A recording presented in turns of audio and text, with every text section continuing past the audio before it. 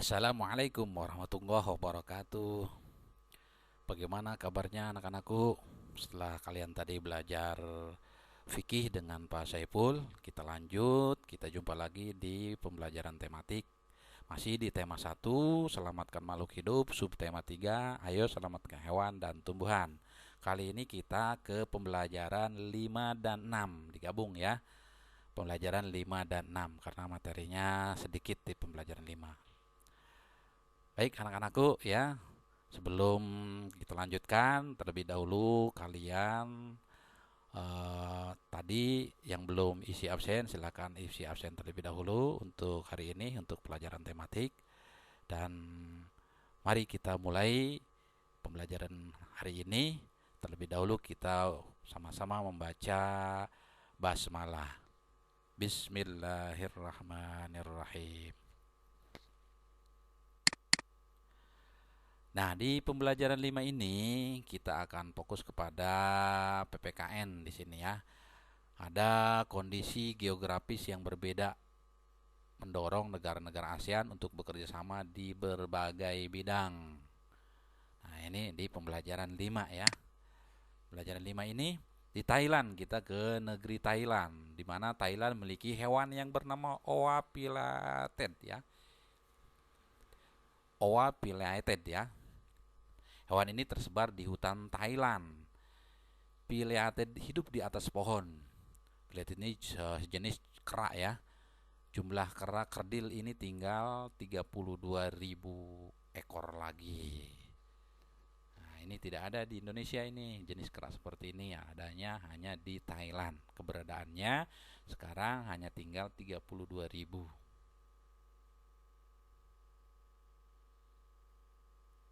Namanya apa anak-anakku? Pileated ya. Oke.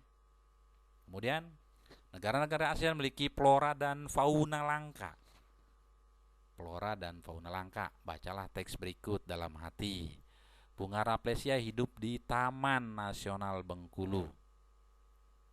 Bunga ini mempunyai ukuran diameter bunga hampir mencapai 1 meter. Bunga Raplesia disebut juga bunga bangkai karena baunya yang sangat kuat. Saat ini bunga bangkai terancam punah karena habitat yang terbatas. Pembangunan yang dilakukan oleh manusia berakibat buruk terhadap habitat tanaman ini.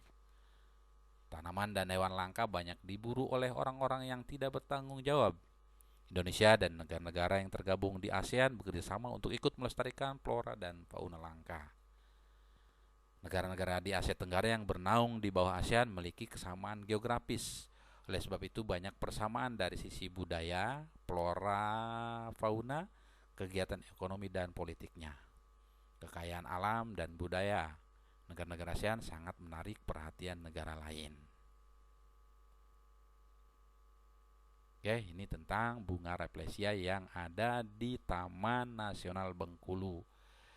Ada negara kita ini ya, namanya bunga Raplesia atau juga disebut bunga bangkai.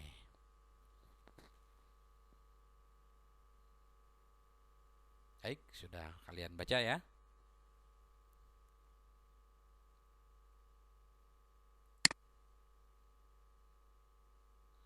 Nah, itu materi di pembelajaran 5 tadi ya. Jadi tentang keanekaragaman flora dan fauna yang berada di negara-negara ASEAN. Yang pertama tadi adalah di Thailand, ada fauna ya. Yang kedua di negara kita Indonesia ada uh, Raplesia atau bunga bangkai.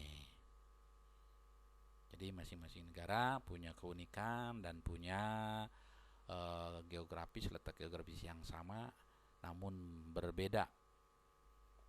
Ya, itulah di antara kedua negara di ASEAN terkait dengan flora dan faunanya. Sekarang kita lanjutkan ke pembelajaran 6. Belajar tentang pentingnya menjaga kelestarian hewan dan tumbuhan sangat menyenangkan. Kamu juga belajar cara membuat komik terkait mempraktikkan nilai-nilai Pancasila dalam kehidupan sehari-hari. Ayo kita perkuat pemahaman tentang materi yang telah kita pelajari. Namun sebelumnya berolahraga dulu ya. Nah, untuk olahraga ini nanti dengan Pak Jamurudin ya. Ini di pembelajaran 6. Pembelajaran 6 ini olahraganya masih rounders ya. Kita tidak membahas olahraga ya, nanti dengan Pak Jamurudin saja. Kemarin kalian sudah membuat komik. Komiknya ada yang sudah terkirim, ada yang hasilnya bagus ya, ada yang masih biasa-biasa saja. Bagi yang belum menyelesaikan tugas komiknya, silahkan masih bisa ya. Masih ditunggu, Bapak kasih waktu 1 minggu dah ya untuk menyelesaikan tugasnya.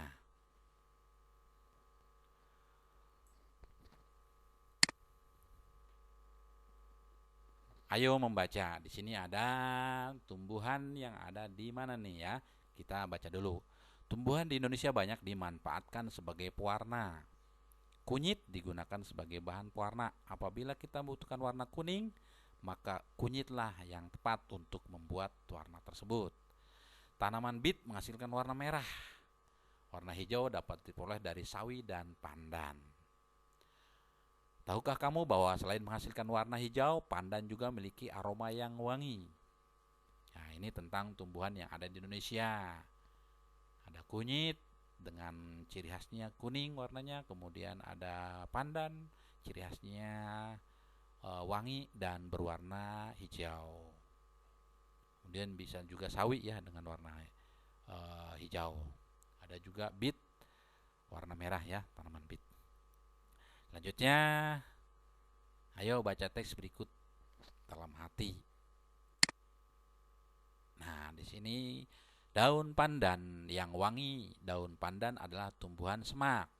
Daun ini banyak tumbuh di negara-negara Asia Tenggara. Di Indonesia, tanaman pandan disebut dengan nama pandan wangi atau pandan rampe.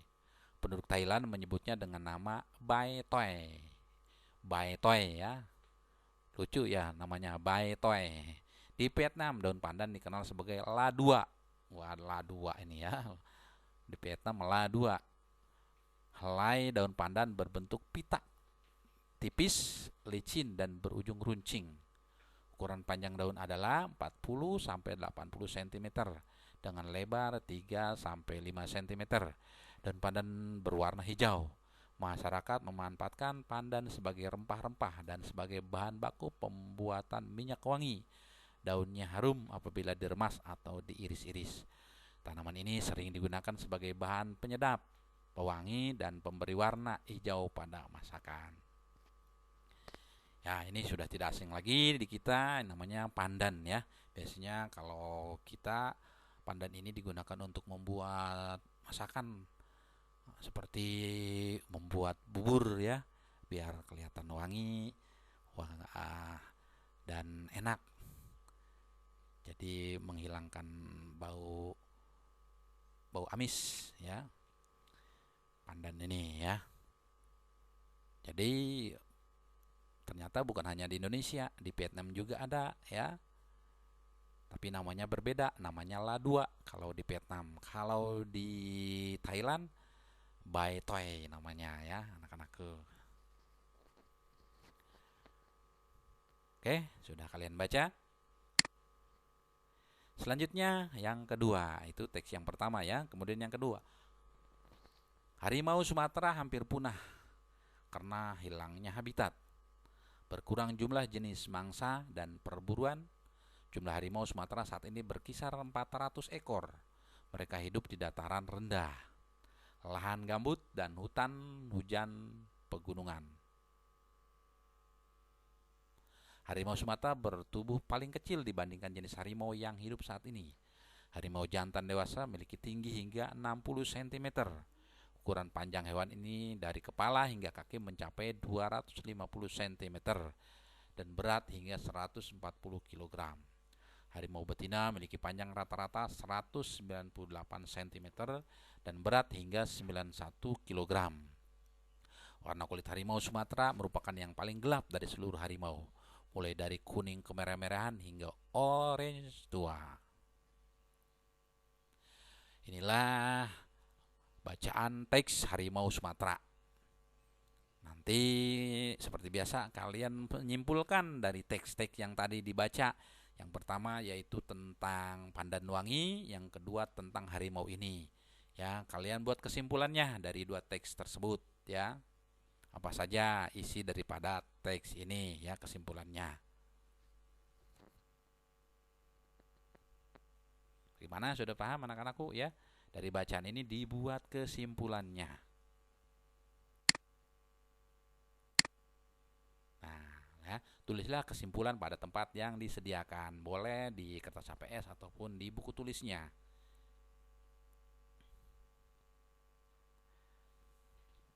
Oke, anak-anakku ya. Silakan nanti kalian kerjakan tugasnya membuat kesimpulan pada teks tadi yang dua ya, tentang Pandanwangi dan harimau Sumatera.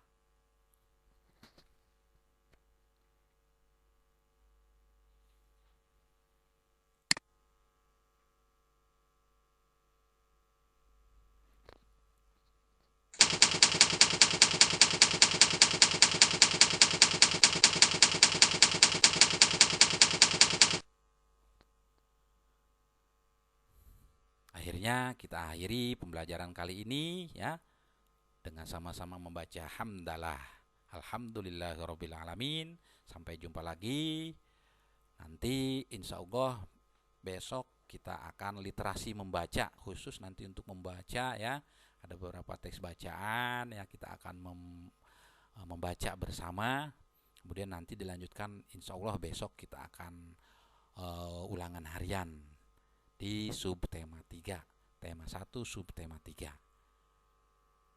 Terima kasih anak-anakku, tetap semangat ya.